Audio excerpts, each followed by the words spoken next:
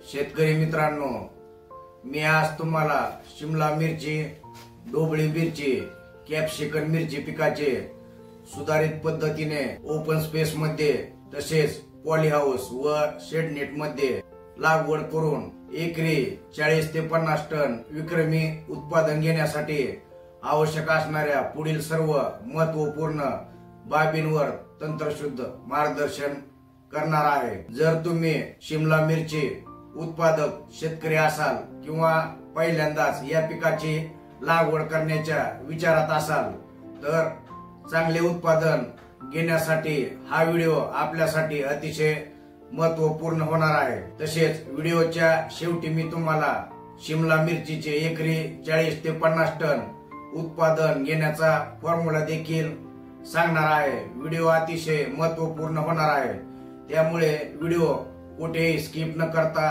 शेवटपर्यंत पाहावा ही विनंती। शिमला मिरची हे वर्षभर मागणी असणारे, त्याच पद्धतीनं वर्षातील 3 हंगामामध्ये लागवड केले जाणारे, अधिक तोडे तसेच चांगला नफा देणारे पीक असल्या कारणाने शेतकरी बांधवांचा या पिकाच्या लागवडीकडे कल दिवसेंदिवस वाढत आहे। नमस्कार शेतकरी मित्रांनो, मी कृषी तज्ञ अमरसिंह लोमटे सद्गुरू ॲग्रो सर्व्हिसेसच्या YouTube चॅनलवर तसेच फेसबुक व इंस्टाग्राम पेजवर आपणा सर्वांचे सहर्ष स्वागत करतो। व्हिडिओ चालू करण्यापूर्वी चॅनलवर नवीन असाल तर चॅनलला सबस्क्राईब करून घ्यायचं आहे, जेणेकरून शिमला मिरची पिकाच्या लागवडी संबंधीचे विविध व्हिडिओ आपणास या चॅनलवर पाहता येतील। सुरुवातीला पाहूया शिमला मिरची, ढोबळी मिरची पिकाच्या लागवडीसाठी लागणारी जमिनीची पूर्व मशागत, त्याच पद्धतीनं या पिकाला लागणाऱ्या हवामानाबद्दल माहिती। शिमला मिरचीची लागवड करण्यासाठी आपल्याला पाण्याचा योग्य पद्धतीनं निचरा होणारी मध्यम तसेच हलक्या जमिनीची लागवडीसाठी निवड करायची आहे। त्याच पद्धतीनं जमिनीमध्ये भरपूर प्रमाणात ह्युमस असलेली तसेच सेंद्रिय कर्बानं युक्त असणाऱ्या जमिनीची लागवडीसाठी निवड करायची आहे। शिमला मिरचीची लागवड करण्यापूर्वी आपल्याला आपल्या जमिनीच्या सेंद्रिय कर्बाचं व्यवस्थापन करणं देखील गरजेचं आहे, जेणेकरून आपल्याला या पिकाचं विक्रमी उत्पादन मिळणार आहे। लागवड करण्यापूर्वी 1.5 ते 2 महिने आधी आपल्याला शेतामध्ये ताक किंवा डेंचे सारखं हिरवळीच्या पिकाची लागवड करायची आहे। त्यानंतर त्याला योग्य पद्धतीनं फुलोरा अवस्थेत आल्यानंतर जमिनीमध्ये गाडायचं आहे। तर यामुळे आपलं जमिनीतील उपयुक्त जीवाणूंची संख्या, गांडुळांची संख्या वाढणार आहे, जमिनीचा सेंद्रिय कर्ब वाढणार आहे। त्याच पद्धतीनं आपल्या जमिनीची खोल नांगरणी करायची आहे आणि जमिनीचं माती परीक्षण करून देखील घ्यायचं आहे, जेणेकरून या पिकाला लागणाऱ्या अन्नद्रव्याच्या मात्रा आपणास ठरवता येतील। नांगरणी केल्यानंतर जमिनीला गरजेनुसार 1 ते 2 वेळा तुळवाच्या पाळ्या किंवा रोटावेटर मारून जमीन भुसभुशीत करून घ्यायची आहे। शिमला मिरची पिकाच्या योग्य वाढीसाठी उष्ण तसेच दमट हवामान, त्याच पद्धतीनं थोडीशी आर्द्रतायुक्त हवामानाची गरज असते। या पिकाच्या योग्य वाढीसाठी 20°C ते 30°C तापमानाची गरज असते। अति तापमानामध्ये फुलगळीचे तसेच रोग व किडींचे प्रमाण वाढते। यानंतर पाहूया वाणांची निवड याबद्दल माहिती।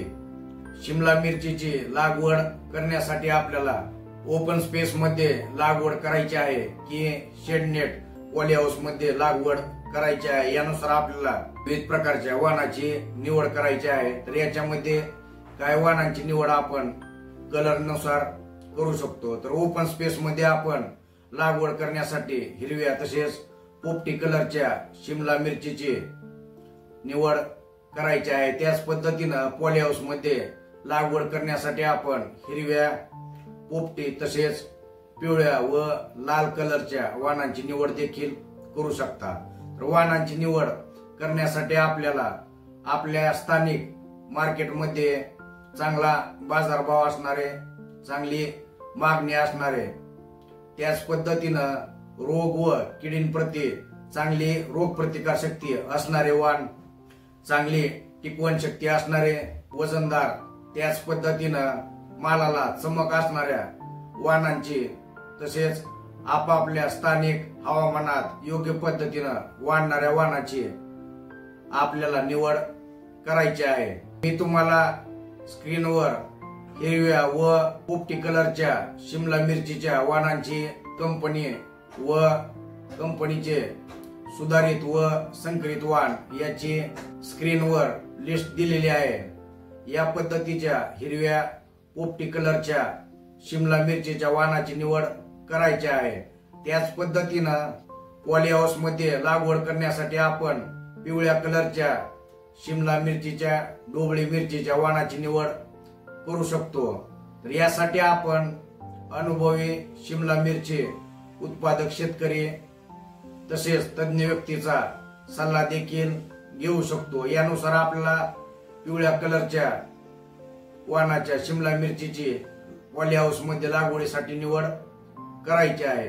त्याच पद्धतीनं तुम्ही पॉली हाऊस मध्ये लाल कलरच्या शिमला मिरचीच्या वाणाची, कॅप्सिकम मिरचीच्या वाणाची लागवडीसाठी निवड करू शकता।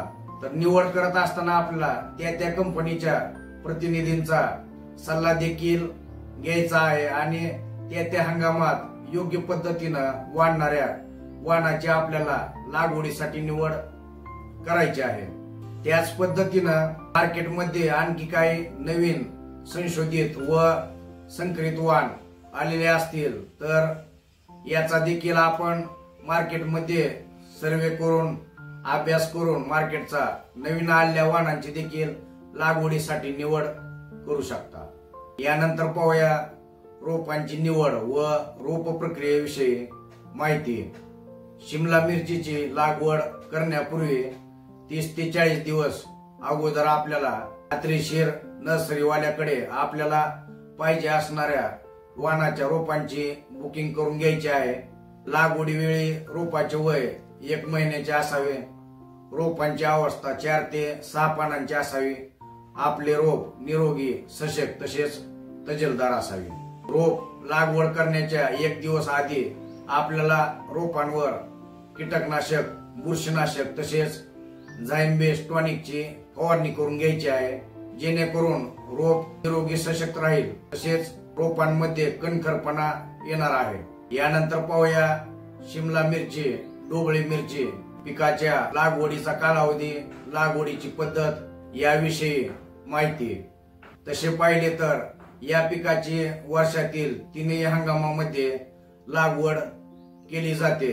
ओपन स्पेस मध्ये लागवड करण्यासाठी खरीप तसेच रब्बी हंगामात लागवड करावी। त्याच पद्धतीनं पॉली हाऊस मध्ये, शेडनेट मध्ये शिमला मिरचीची आपण वर्षातील 3 हंगामामध्ये लागवड करू शकतो। खरीप हंगामामध्ये आपण जून ते सप्टेंबर, त्याच पद्धतीनं रब्बी हंगामात ऑक्टोबर ते डिसेंबर या कालावधीमध्ये, त्याच पद्धतीनं उन्हाळी हंगामात पॉली हाऊस तसेच शेडनेट मध्ये जानेवारी, फेब्रुवारी, मार्च तसेच मे अखेरला आपण या पिकाची लागवड करू शकतो।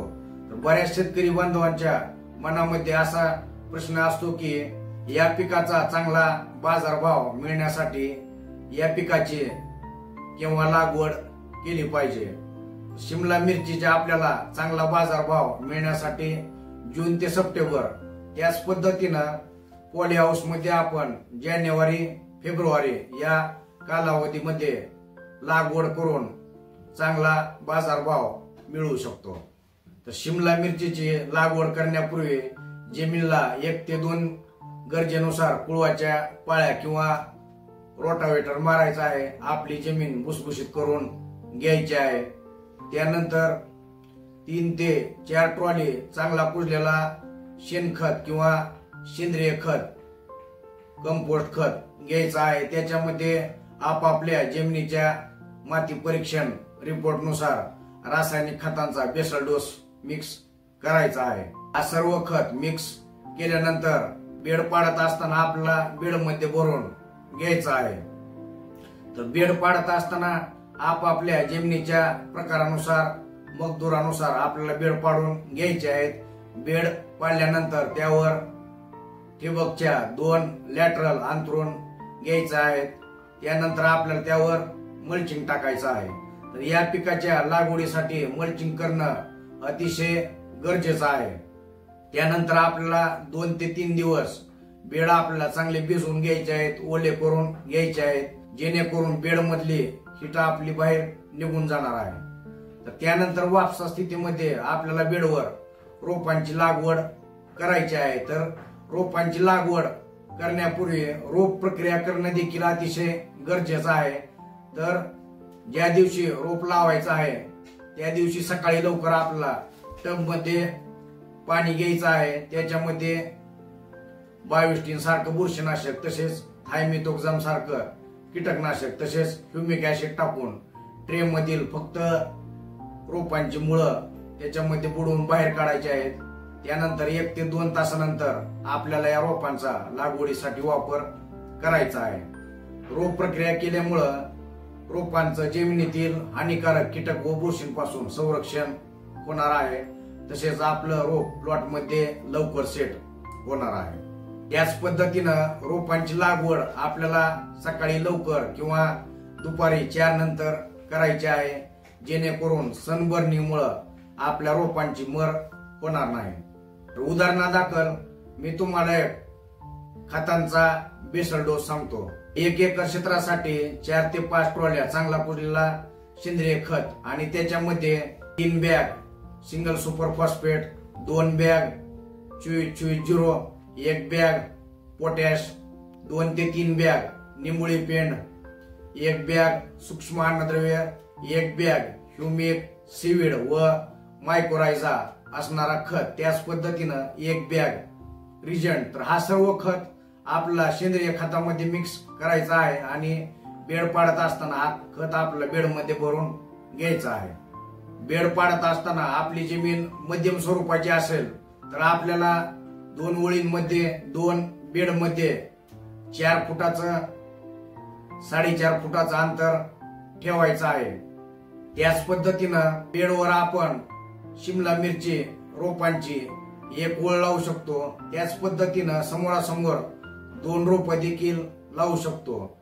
तर बेडवर 2 रोपांमध्ये आपण 1 फुटाचं अंतर ठेवून 1 सिंगल ओळ लावू शकतो. त्याच पद्धतीनं बेडवर आपण 2 रोपांमध्ये 1.25 फुटाचं 1.5 फुटाचं अंतर ठेवून समोरासमोर 2 रोप एका बेडवर 2 ओळी लावू शकतो.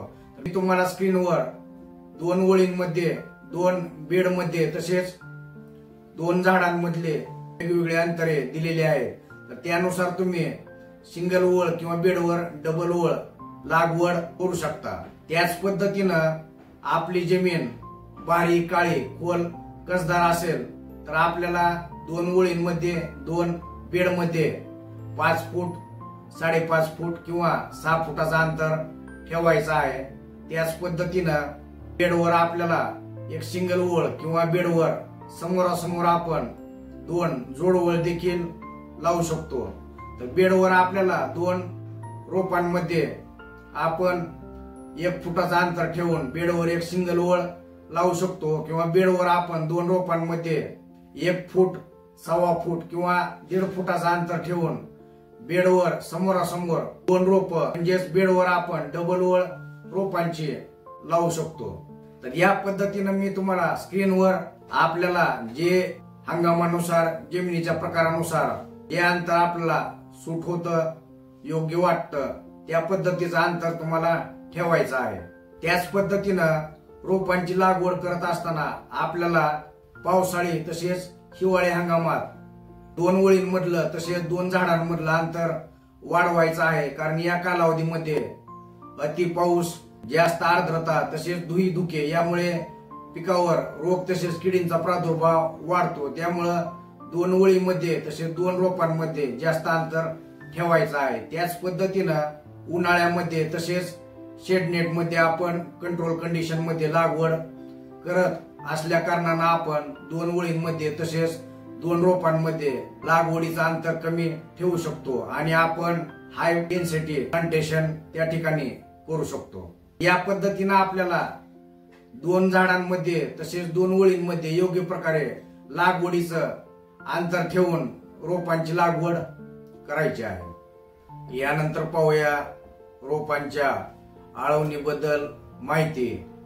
शिमला मिरची, ढोबळी मिरचीच्या रोपांची लागवड केल्यानंतर आपल्याला या रोपांचे जमिनीतील हानिकारक कीटक व बुरशींपासून संरक्षण करण्यासाठी त्याच पद्धतीनं रोपांची जलद व जोमदार वाढ होण्यासाठी, रोपांना चांगला फुटवा होण्यासाठी या रोपांना पहिली आळवणी तिसऱ्या चौथ्या दिवशी करायची आहे। त्याच पद्धतीनं दुसरी आळवणी 7 ते 8व्या दिवशी, तसेच तिसरी आळवणी 10व्या 12व्या दिवशी करायची आहे।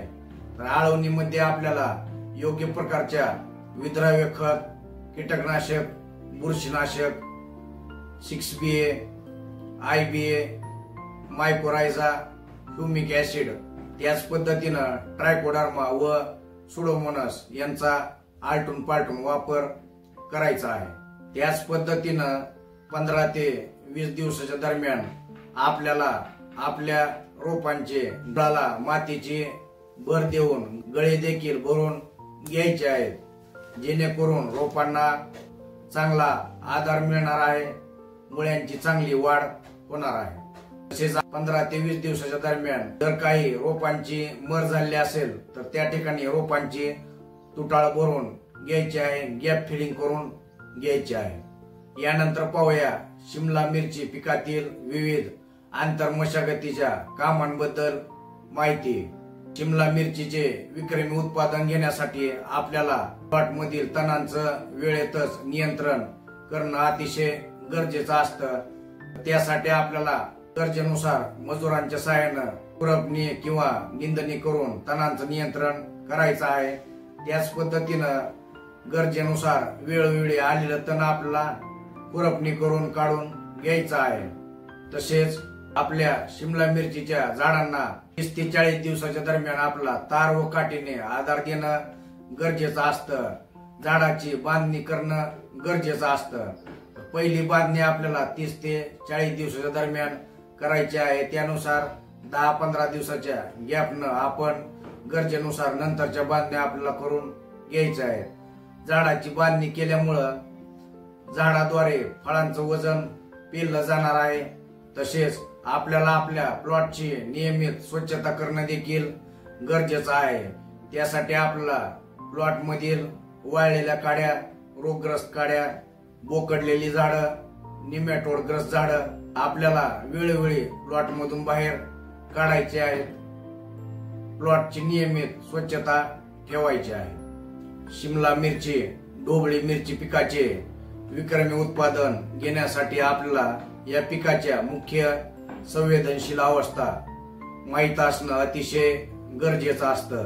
तर या पिकाची पहिली महत्वाची अवस्था आहे रोपांची अवस्था, दुसरी अवस्था आहे वाढ व फुटवेची अवस्था, तिसरी अवस्था आहे फुलकळीची अवस्था, फुलांची अवस्था, चौथी अवस्था आहे फळांच्या सेटिंगची अवस्था आणि 5वी अवस्था आहे फळ फुगण्याची अवस्था, फळांचे वजन तसेच फळांचा आकार वाढीची अवस्था।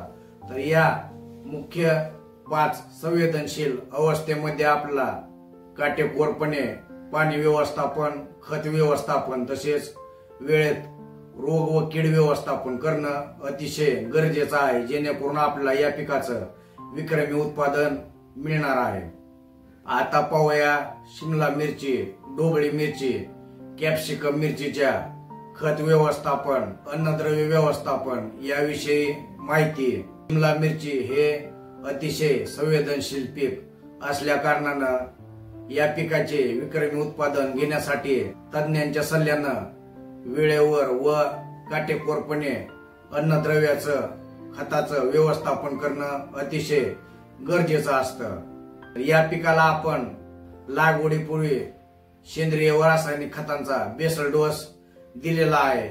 त्यानंतर या पिकाला आपण खतांचा दुसरा डोस 35 ते 40 दिवसानंतर देणार आहोत। तिसरा डोस 90 दिवसानंतर आणि चौथा डोस 140 ते 150 दिवसानंतर देणार आहोत आणि बाकीचे डोस आपण राहिले गरजेनुसार देणार आहोत। दुसऱ्या डोस मध्ये आपल्याला 1 एकर क्षेत्रासाठी 400 ते 500 किलो चांगला कुजलेला सेंद्रिय खत किंवा शेणखत घ्यायचा आहे।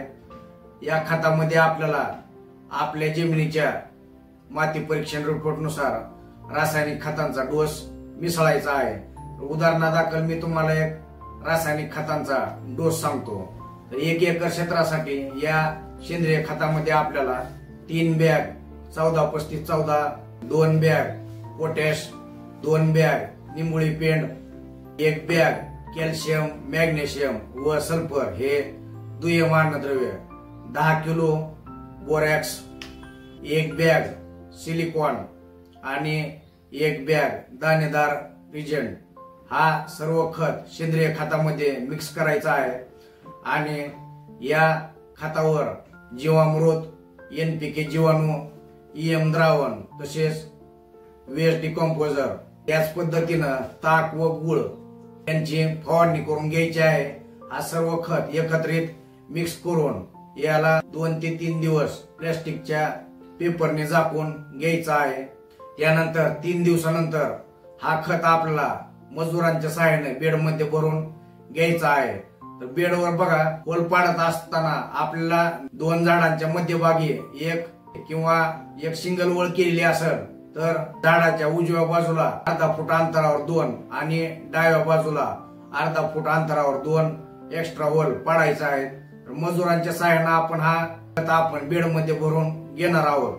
तर हे जे मी तुम्हाला मिश्र खत संयुक्त खत सांगितले आहेत 50 किलोच्या पॅकिंग मधले, सध्या विद्राव्य खतांचे रेट खूप वाढलेले आहेत। त्याच पद्धतीनं या विद्राव्य खताचा अंश देखील जमिनीमध्ये जास्त दिवस राहत नाही, जमिनी कडक होत चाललेल्या आहेत। बेडमध्ये सेंद्रिय खतांसोबत ही मिश्र खत जर तुम्ही भरली तर ह्याचा असर जमिनीमध्ये 40 दिवस, 45 दिवस, 50 दिवसापर्यंत राहतो। बघा या पद्धतीनं तुम्हाला खतांचा दुसरा डोस आपल्या शिमला मिरची पिकाला द्यायचा आहे। त्यानंतर तिसरा डोस आपल्याला 90 दिवसानंतर म्हणजेच 3 महिन्यानंतर द्यायचा आहे।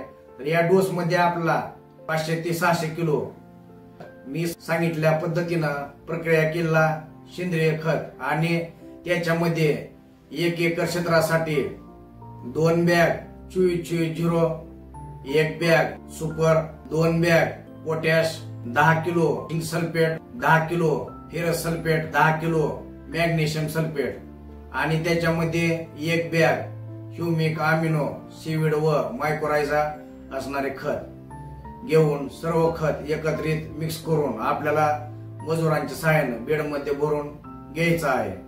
हा झाला तिसरा डोस।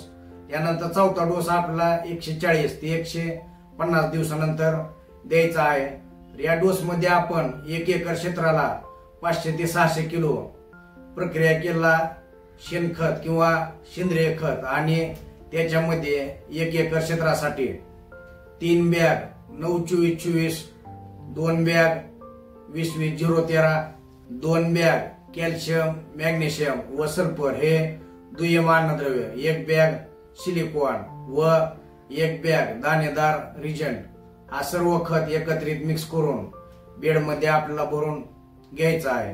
प्लॉट जास्तीत जास्त दिवस चालवण्यासाठी नंतरचे डोस आपल्याला तुम्ही आपल्या माती परीक्षण रिपोर्ट नुसार या पिकाला देऊ शकता किंवा माती परीक्षण रिपोर्ट नुसार या खतांच्या डोस मध्ये बदल करू शकता। तर बाकी विद्राव्य खतांचे डोस आपण आपल्या शिमला मिरची पिकाला पीक वाढीच्या विविध अवस्थेनुसार देणार आहोत। तर सुरुवातीला वाढ आणि फुटव्यासाठी आपल्याला 24-24-0 किंवा 28-28-0 6B यांचा वापर करायचा आहे। त्याच पद्धतीनं या पिकाच्या फुलांच्या अवस्थेत फुलवाढीसाठी फुलगळ होऊ नये यासाठी आपल्याला ठिबकच्या माध्यमातून 12-61-0 किंवा 0-60-20 सूक्ष्म अन्नद्रव्य, chelated zinc, ferrous, calcium, magnesium त्याच पद्धतीनं विविध प्रकारच्या संजीवकांचा वापर करायचा आहे। त्याच पद्धतीनं शेवटी फळ फुगण्यासाठी, फळांचे वजन, आकार वाढीसाठी व फळांची चमक वाढीसाठी आपल्याला ठिबकच्या माध्यमातून सिलिकॉन, गंधक, मॅग्नेशियम सल्फेट, चिलेटेड फेरस, सूक्ष्म अन्नद्रव्य तसेच पोटॅशयुक्त खतांचा आपल्याला वापर करायचा आहे. आपल्या शिमला मिरची पिकाला आलटून पालटून विविध प्रकारच्या विद्राव्य खतांचे डोस आपल्याला द्यायचे आहेत. आपल्या शिमला मिरचीच्या झाडाची रोगप्रतिकार शक्ती वाढावी, अधिकाधिक फुटवा, अधिक फुलकळी तसेच जास्तीत जास्त सेटिंग होऊन अधिकाधिक तोडे व्हावेत, मालाची प्रत, क्वालिटी व गुणवत्ता सुधारावी, त्याच पद्धतीनं फळांचे वजन, आकार, चमक वाढावी, टिकवण शक्ती वाढावी, जास्तीत जास्त तोडे होय, तसेच प्लॉट आपला अधिकाधिक दिवस चालावा, विक्रमी उत्पादन मिळावे यासाठी आपल्याला ठिबकच्या माध्यमातून दर 15 दिवसातून एक वेळेस आलटून पालटून जीवामृत, सूक्ष्म अन्नद्रव्य, मुख्य अन्नद्रव्य व दुय्यम अन्नद्रव्याची स्लरी, गांडूळ पाणी, गोमूत्र, ताक व गुळ तसेच वेस्ट डिकंपोजर, ईएम द्रावण, एनपीके जीवाणू, मायकोरायझा यांचा आलटून पालटून आपल्याला वापर करायचा आहे. विक्रमी उत्पादन घेण्यासाठी ठिबकच्या माध्यमातून जास्तीत जास्त सेंद्रिय व जैविक निविष्ठांचा वापर करणं गरजेचं आहे. आता पाहूया शिमला मिरची, ढोबळी मिरची, कॅप्सिकम मिरचीच्या पाणी व्यवस्थापनाबद्दल माहिती. या पिकाचे पाणी व्यवस्थापन करण्यासाठी आपल्याला जमिनीच्या प्रकारानुसार, मगदुरानुसार, हंगामानुसार, वातावरणातील बदलानुसार तसेच ऋतुमान बदलानुसार आपल्याला या पिकाला नेहमी ठिबकच्या माध्यमातून वापसा स्थितीमध्ये पाणी द्यायचं आहे. अति पाणी देणं आपल्या शिमला मिरची पिकाला कधी टाळायचं आहे, जेणेकरून मर व मुळकुज रोगाचा प्रादुर्भाव होणार नाही. या पिकाला फुलांच्या अवस्थेत पाण्याची ओढ देऊ नये, तसेच शेवटी फळे पोसण्याच्या अवस्थेमध्ये जास्त पाण्याची या पिकाला गरज असते. जर तुम्ही उन्हाळ्यामध्ये शिमला मिरचीची लागवड पॉली हाऊस मध्ये केलेली असेल तर आपण गरजेनुसार या पिकाला सकाळी 11 पर्यंत व दुपारी 4 नंतर स्प्रिंकलर, मिनी स्प्रिंकलर किंवा फॉगर्सच्या सहाय्याने देखील पाणी देऊ शकतो किंवा आपण फ्लड पाणी देखील देऊ शकता, जेणेकरून आपल्या प्लॉट मधली आर्द्रता तसेच तापमान नियंत्रित राहणार आहे. आपल्या झाडाची फुलगळ होणार नाही, झाडावर उन्हामुळे आलेला स्ट्रेस देखील कमी होणार आहे. तर या पद्धतीनं आपल्याला पाण्याचं योग्य पद्धतीनं काटेकोर व्यवस्थापन करायचं आहे. यानंतर पाहूया शिमला मिरची, ढोबळी मिरची, कॅप्सिकम मिरची पिकावर येणाऱ्या विविध प्रकारच्या कीड व रोगांविषयी माहिती. शिमला मिरची हे अतिशय संवेदनशील पीक असल्या कारणानं विक्रमी उत्पादन घेण्यासाठी या पिकावर येणाऱ्या कीड व रोगांचा आपल्याला वेळेतच नियंत्रण करणं अतिशय गरजेचं असतं. या पिकावर मावा, तुडतुडे, फुलकिडे, पांढरी माशी तसेच पिवळ्या व काळ्या थ्रिप्स, लाल कोळी या रसशोषक किडींचा, त्याच पद्धतीनं पाने खाणारे, फळ पोखरणारे अळी तसेच जमिनीतून खोड व मुळ्या पोखरणाऱ्या अळीचा प्रादुर्भाव होतो. त्याच पद्धतीनं या पिकावर जमिनीतून निमॅटोड म्हणजेच सूत्रकृमीचा देखील प्रादुर्भाव आढळून येतो. त्याच पद्धतीनं पावसाळ्यामध्ये लागवड केल्यानंतर गोगलगायींचा देखील प्रादुर्भाव आढळून येतो. विविध प्रकारच्या कीटकांचं नियंत्रण करण्यासाठी आपल्याला सुरुवातीला एकात्मिक कीड नियंत्रण पद्धतीचा अवलंब करायचा आहे, जेणेकरून आपला कीटकनाशकांवर होणारा 50 ते 60% खर्च आपला कमी होणार आहे. तर यासाठी आपल्याला शिमला मिरचीच्या रोपांची लागवड केल्यानंतर 10 दिवसानंतर लगेच एकरी 8 ते 9 बंडल आपल्याला पिवळे, निळे तसेच पांढरे चिकट सापळे प्लॉट मध्ये लावून घ्यायचे आहेत. त्याच पद्धतीनं प्लॉट मध्ये आपल्याला एक सौर सापळा सोलार ट्रॅप देखील लावून घ्यायचा आहे, जेणेकरून विविध प्रकारच्या रसशोषक किडी तसेच पतंगांचे आपल्याला नियंत्रण करता येणार आहे। त्याच पद्धतीने आपल्याला प्लॉट भोवती हिरवा ग्रीन शेड नेटचे कापड देखील चहूबाजूने लावून घ्यायचा आहे, जेणेकरून रसशोषक किडींना अटकाव होणार आहे। तसेच फवारणीमध्ये आपल्याला निममार्काचा निमकरंज ऑइलचा आलटून पालटून वापर करायचा आहे। तसेच किडींचं प्रमाण जास्त असेल, आर्थिक नुकसानीची पातळी ओलांडलेली असेल तर आपल्याला आलटून पालटून चांगल्या नामांकित कंपनीच्या स्पर्शजन्य अंतरप्रवाही कीटकनाशकांचा वापर करायचा आहे। शिमला मिरची या पिकावर रोपांची लागवड केल्यानंतर मर, मूळकोज, त्याच पद्धतीनं करपा, भुरी, जीवाणूजन्य करपा, पानावर व खोडावरील जीवाणूजन्य ठिपके, फांदी मर, फळकूज व फळसड या रोगांचा प्रादुर्भाव आढळून येतो। त्याच पद्धतीनं रसशोषक किडींमुळे या पिकावर लीफ कर्ल तसेच चुरडा मुरडा, काही भागामध्ये याला बोकडा कोकडा देखील म्हणतात, तर या विषाणूजन्य रोगाचा प्रादुर्भाव देखील आढळून येतो। तर विविध रोगांचं नियंत्रण करण्यासाठी आपल्याला चांगल्या नामांकित कंपनीच्या आंतरप्रवाही व स्पर्शजन्य बुरशीनाशकांचा आलटून पालटून वापर करायचा आहे। यानंतर पाहूया शिमला मिरची, ढोबळी मिरची, कॅप्सिकम मिरचीच्या फवारणी व्यवस्थापनाबद्दल माहिती। शिमला मिरची हे अतिशय संवेदनशील पीक असल्या कारणानं विक्रमी उत्पादन घेण्यासाठी या पिकावर येणाऱ्या कीड व रोगांचं वेळेतच आपल्याला नियंत्रण करणं गरजेचं असतं।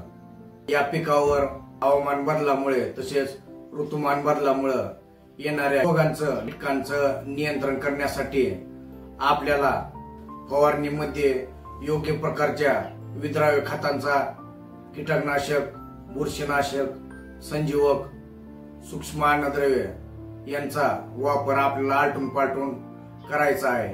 तर या पिकाला आठवड्यातून किमान 2 वेळेस कीटकनाशकांचा तसेच 1 वेळेस बुरशीनाशकाच्या फवारणीचा आपल्याला नियोजन व व्यवस्थापन तज्ञांच्या सल्ल्यानं करायचं आहे। तर सुरुवातीला वाढ व फुटव्यासाठी आपल्याला फवारणीचं नियोजन करायचं आहे।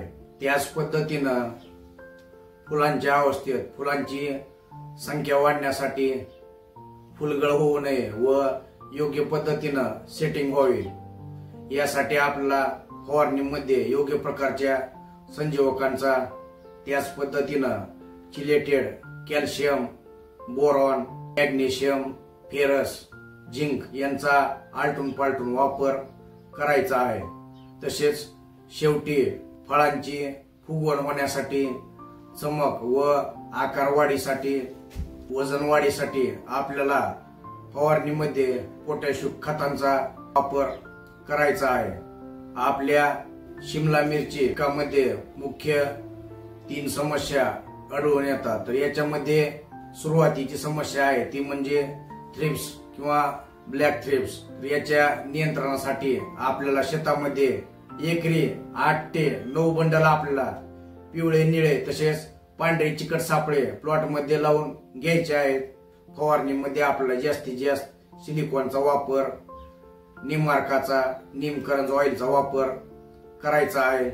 तसेच फवारणीमध्ये आपल्याला चिकट द्रव्यांचा, चिकट पदार्थांचा वापर करायचा आहे, जेणेकरून या कीटकांच्या प्राथमिक तसेच प्रौढ अवस्था चिटकून मरतील। तर याच्यामध्ये आपण ऑइलचा तसेच कोरफडीच्या अर्काचा वापर करू शकतो। तर या अर्काचा वापर करताना आपल्याला फवारणीमध्ये सिलिकॉन बेस स्प्रेडरचा वापर देखील करायचा आहे। याच पद्धतीनं प्लॉट भोवती आपल्याला ग्रीन शेड नेटचा कपडा लावून घ्यायचा आहे। फवारणीमध्ये आपल्याला चांगल्या नामांकित कंपनीच्या आंतरप्रवाही व स्पर्शजन्य कीटकनाशकांचा वापर आलटून पालटून आपल्याला करायचा आहे। दुसरी प्रमुख समस्या आहे ती म्हणजे लाल कोळी, माईटची समस्या। याचे नियंत्रण करण्यासाठी आपल्याला गंधकाची योग्य अंतरानं पिकावर धुराळणी करायची आहे। त्याच पद्धतीनं पिकावर दर 10 दिवसाला हाय स्प्रेनं फक्त पाणी मारून घ्यायचं आहे, जेणेकरून त्यांच्या कॉलन्या त्यांनी तयार केलेली जाळ्यांची घरे नष्ट होतील। त्याच पद्धतीनं आलटून पालटून आपल्याला फळीनाशक कीटकनाशकांचा वापर करायचा आहे। त्याच पद्धतीनं ठिबकच्या माध्यमातून आपल्याला गंधकाचा सिलिकॉनचा वापर करायचा आहे। आणि तिसरी प्रमुख समस्या म्हणजे चुरडा मुरडा बोकडा कोकडा। तर हा एक रसशोषक किडींमुळे येणारा विषाणूजन्य रोग आहे। तर याच्या नियंत्रणासाठी सर्वात महत्वाचं काम ते म्हणजे आपल्या मिरचीच्या झाडाची रोगप्रतिकार शक्ती वाढवणं। त्याच पद्धतीनं रसशोषक किडींचं सुरुवातीपासूनच योग्य पद्धतीनं नियंत्रण करण्यासाठी पिवळे निळे चिकट सापळे निमार्क करंज ऑइलचा वापर, आलटून पालटून सिलिकॉनचा वापर, तसेच फवारणीमध्ये आपल्याला चांगल्या नामांकित कंपनीच्या कीटकनाशकाचा वापर करायचा आहे। त्याच पद्धतीनं प्लॉट मधील व्हायरसयुक्त झाडे आपल्याला वेळोवेळी बाहेर काढून टाकायचे आहेत। निमॅटोडग्रस्त झाडं आपल्याला बाहेर काढून टाकायचे आहेत। झाडाची रोगप्रतिकार शक्ती वाढवण्यावर आपल्याला भर द्यायचा आहे। आपल्या शिमला मिरचीच्या झाडाची रोगप्रतिकार शक्ती वाढावी, अधिक फुटवा, अधिक फुलकळी होऊन जास्तीत जास्त सेटिंग व्हावी, तसेच फळांची क्वालिटी प्रत व दर्जा सुधारावा, चमक वाढावी, फळांची टिकवण शक्ती वाढावी, वजन वाढावे, प्लॉट जास्तीत जास्त दिवस चालून अधिक तोडे मिळावे, यासाठी आपल्याला फवारणीमध्ये जीवामृताचा वेस्ट डिकॉम्पोजर, EM द्रावण, ताक व गुळ, दशपर्णी अर्क, ब्रह्मास्त्र, तुळशी अर्क, हळद व हिंगाचा अर्क, त्याच पद्धतीनं NPK जीवाणू, गांडूळ पाणी, गोमूत्र यांची आलटून पालटून फवारणी करायची आहे। विक्रमी उत्पादन घेण्यासाठी आपल्याला फवारणीमध्ये जास्तीत जास्त सेंद्रिय व जैविक निविष्ठांचा वापर करायचा आहे। त्याच पद्धतीनं फवारणीमध्ये आपल्याला जास्तीत जास्त जैविक व सेंद्रिय कीटकनाशक, बुरशीनाशक व PGRचा वापर देखील करायचा आहे। विक्रमी उत्पादन घेण्यासाठी सर्व फवारणीचं नियोजन व व्यवस्थापन आपल्याला तज्ञांच्या सल्ल्यानं, तज्ञ व्यक्तीच्या सल्ल्यानं करायचं आहे। यानंतर शेवटी पाहूया शिमला मिरची पिकाची काढणी व उत्पादन याबद्दल माहिती। शिमला मिरचीच्या रोपांची लागवड केल्यानंतर वाणावाईज आपल्याला या पिकाचा पहिला तोडा 40 ते 50 दिवसानंतर किंवा 60 ते 70 दिवसानंतर मिळणार आहे। तर योग्य पद्धतीनं वाढलेली, पक्व झालेली, नरम तसेच चमकदार फळांच्या आपल्याला मजुरांच्या सहाय्यानं दर 8 दिवसाला, 10 दिवसाला, 12 दिवसाला तोडणी करायची आहे। तर तोडणी करत असताना आपल्या मार्केटच्या हिशोबानुसार, मागणीनुसार फळांची तोडणी करायची आहे। लोकल मार्केटला जर माल विकायचा असेल स्थानिक मार्केटला, तर आपल्याला 80-90 ग्राम पासून 120-130 ग्रामच्या वजनाच्या फळांना चांगली ग्राहकांकडून मागणी असते। त्याच पद्धतीनं लोकल मार्केटला हिरव्या तसेच पोपटी कलरच्या फळांना जास्त मागणी असते। त्याच पद्धतीनं तुमचा माल जर 5 स्टार हॉटेलमध्ये, चायनीज कॉर्नर रेस्टॉरंट तसेच फास्ट फूड कॉर्नर मॉलमध्ये पाठवायचा असेल, तर त्यासाठी आपण हिरव्या, पोपटी, पिवळ्या तसेच लाल कलरच्या शिमला मिरचीच्या, कॅप्सिकम मिरचीच्या 100 ग्राम पासून 200-300 ग्राम पर्यंतच्या वजनाच्या फळांना चांगली मागणी असते। तर मार्केटच्या हिशोबानुसार आपल्याला फळांची तोडणी करायची आहे। ओपन स्पेस मध्ये मोकळ्या जागेत लावलेला प्लॉट आपल्याला योग्य पद्धतीनं जर आपलं सुरुवातीपासून शेवटपर्यंत काटेकोर व्यवस्थापन असेल, वातावरणाने जर आपल्याला चांगली साथ दिलेली असेल, तर आपला प्लॉट 3 महिने, 4 महिने, 5 महिने चांगल्या पद्धतीनं चालू शकतो व प्रति झाडापासून आपल्याला 4 किलो, 5 किलो, 6 किलो पर्यंत माल मिळू शकतो। त्याच पद्धतीनं पॉली हाऊस मध्ये नेट मध्ये लावलेला प्लॉट, योग्य पद्धतीनं कंट्रोल कंडिशन मध्ये असलेला प्लॉट, तसेच वातावरणानं चांगली साथ दिली असेल, त्याच पद्धतीनं कीड रोगांचं व अन्नद्रव्याचं चांगलं व्यवस्थापन तुम्ही केलेलं असेल तर आपला प्लॉट 6 महिन्यापासून 8 महिने, 10 महिने, जास्तीत जास्त 12-13 महिन्यापर्यंत देखील पॉली हाऊस मध्ये चालू शकतो आणि प्रत्येक झाडापासून आपल्याला 4 किलो, 5 किलो, 6 किलो, 6.5 किलो पर्यंत माल मिळू शकतो। शेतकरी मित्रांनो, शेवटी पाहूया आपल्या शिमला मिरची, ढोबळी मिरची, कॅप्सिकम मिरचीचं एकरी 40 ते 50 टन आपल्याला उत्पादन कशा पद्धतीनं मिळणार आहे याविषयी माहिती। शेतकरी मित्रांनो, मी तुम्हाला लागवडीच्या पद्धतीमध्ये या पिकाच्या विविध लागवडीचे अंतर तुम्हाला सांगितले आहेत। तर एकरी आपल्याला 40-50 टनाचं टार्गेट पूर्ण करण्यासाठी सगळ्यात महत्वाचं आहे ते म्हणजे आपला प्लॉट जास्तीत जास्त दिवस चालणं, अधिकाधिक तोडं मिळणं, झाडाची रोगप्रतिकार शक्ती वाढवणं।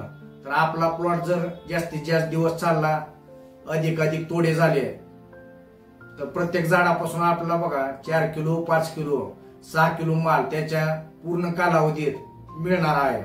तर बघा, लागवडीची वेगवेगळे अंतर सांगितले आहे। तर बघा, शेवटचा तोडा होईपर्यंत आपली 1 एकर क्षेत्रामध्ये कमीत कमी 10,000 झाडं जरी चांगल्या स्थितीत, निरोगी स्थितीत राहिली आणि त्या 10,000 झाडांनी जरी आपला पूर्ण क्षमतेनं उत्पादन दिलं, तर आपल्याला बघा 1 एकर मध्ये आपण 10,000 झाडं आणि 4 किलो, 5 किलो, 6 किलो माल म्हटलं तर आपल्याला 1 एकर क्षेत्रामध्ये 40 टन, 50 टन, जास्तीत जास्त 60 टनापर्यंत या पिकाचं उत्पादन प्रति एकरातून मिळू शकतं। तर योग्य पद्धतीनं सुरुवातीपासून शेवटपर्यंत काटेकोर नियोजन व व्यवस्थापन तज्ञांच्या सल्ल्याने केल्यास, त्याच पद्धतीनं वातावरणाने साथ दिल्यास आपण शिमला मिरची, कॅप्सिकम मिरची, ढोबळी मिरचीचं एकरी 40 टन, 50 टन, जास्तीत जास्त 60 टनापर्यंत देखील उत्पादन घेऊ शकतो। शिमला मिरची पिकाच्या संपूर्ण मार्गदर्शनासाठी तसेच तुमच्या शेतीचा उत्पादन खर्च कमी करून जमिनीचे आरोग्य चांगले ठेवून जास्तीत जास्त उत्पादन काढण्यासाठी आजच आपल्याला सद्गुरू ॲग्रो सर्व्हिसेस डोकी यांच्याशी संपर्क साधायचा आहे। आशा करतो की आजच्या या महत्वपूर्ण माहितीमुळं, मार्गदर्शनामुळं आपल्या शिमला मिरची पिकाचं उत्पादन वाढण्यास नक्कीच मदत होणार आहे। त्यामुळे व्हिडिओ आवडला असेल तर व्हिडिओला लाईक करा। हा व्हिडिओ जास्तीत जास्त शिमला मिरची शेतकरी बांधवांना शेअर करा, जेणेकरून त्यांच्या शिमला मिरची पिकाचं उत्पादन वाढवण्यास मदत होणार आहे। तसेच आणखी इतर कोणत्या पिकाबद्दल आपणास माहिती हवी असेल तर मला कमेंट मध्ये कळवा। त्याच पद्धतीनं लवकरच आपल्या चॅनलवर सुधारित पद्धतीनं व AI तंत्राचा वापर करून केळी पिकाचे एकरी 40 ते 50 टन विक्रमी उत्पादन घेण्यासंबंधीचा व्हिडिओ देखील आपल्या चॅनलवर लवकरच प्रसारित होणार आहे। तो व्हिडिओ पाहण्यासाठी चॅनलला सबस्क्राईब करा। लवकरच भेटूया पुढच्या व्हिडिओ सोबत। धन्यवाद।